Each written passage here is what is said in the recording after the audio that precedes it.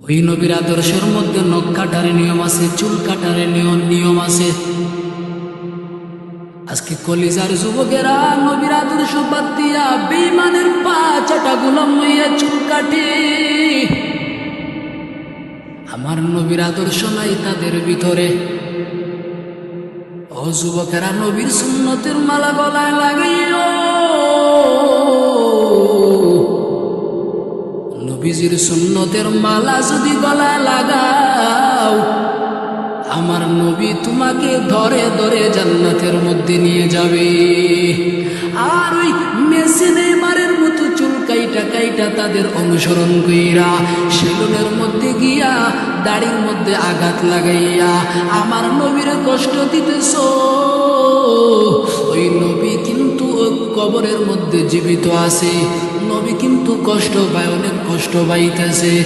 ও যুবকেরা, হাসরের ময়দানে বুঝবা তোমার কোন বাবা তোমার জান্নাতে নিয়ে যায় শাফাআত করে।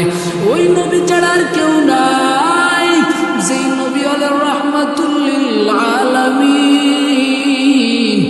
ওই নবী ছাড়া আমাদের আর কেউ নাই। শাফাআত করবেন ওই নবী, আর কেউ ওই হাসরের ময়দানে শাফাআত করার সাহসও পাবে না। একজন ছাড়া কেউ সাহস পাবে না। এজন্য নবীর সুন্নতের মালা গলায় লাগাও রে বাবা। এই নবীর আদর্শের সঙ্গে চ্যালেঞ্জ করছে অনেক নাস্তিক বেঈমানের বাচ্চারা। তন্মধ্যে হলো আব্রাহাম লিঙ্কনের আদর্শ, মাও সেতুলের আদর্শ, কার্ল মার্ক্সের আদর্শ, লেনিনের আদর্শ। সবাই অপ্রচেষ্টা কইরা ব্যর্থ হয়ে গেছে। এক কথায় জবাব, এই দুনিয়াতে যত আদর্শ আছে সব আদর্শগুলো হলো না পাক।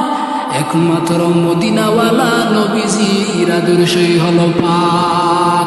আমাদের নবীজির আদর্শের মধ্যে সব কিছু। বান্দা মসজিদের মধ্যে কিভাবে ঢুকবে সেখানেও নবীর সুন্নত, বান্দা বাথরুমে কেমনে যাইবা সেখানেও নবীর সুন্নত। নবীজির সুন্নত যে মানবে সে প্রকৃত সুন্নি, নবীজির আশিক হয়ে যাবে। নবীর সুন্নত মানো না, আবার সুন্নি লাগাও। তোমার মতো কপাল পোড়া, তোমার মতো বেয়াদব আর দুনিয়াতে আর কেউ নাই। এক সাহাবী খেজুরের বাগানের মধ্যে পানি দেয় পাত্র দিয়া। হঠাৎ তার কানের মধ্যে আওয়াজ আসলো, মদিনার নবী দুনিয়ায় নাই। আশেক পানির পাত্র ফালাইয়া আসমানের দিকে তাকায় কয়, মালিক দুইটা চক্ষু দিয়েছিলেন রিজার্ভ করব, মদিনার নবীরে দেখা কলিজাটা ঠান্ডা করব।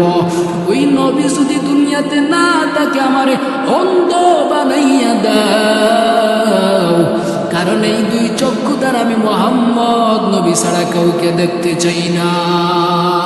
কত মায়া!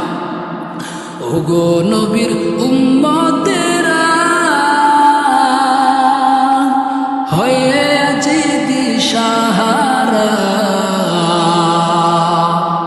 কুরআন হাদিস ছেড়ে চলো যখন জাগা চায় মনে, নবী বিনে কে দাঁড়াবে পুলসিরাত মিজানে, নবী বিনে কে দাঁড়াবে পুলসিরাত মিজানে। ওই নবীজির মায়া মহব্বত আপনাকে ভিতরে আছে না নাই? আল্লাহ আমাদেরকে নবীজির মহব্বত অন্তরের মধ্যে রাখার তৌফিক দান করেন, আমিন। যেহেতু সময় নাই,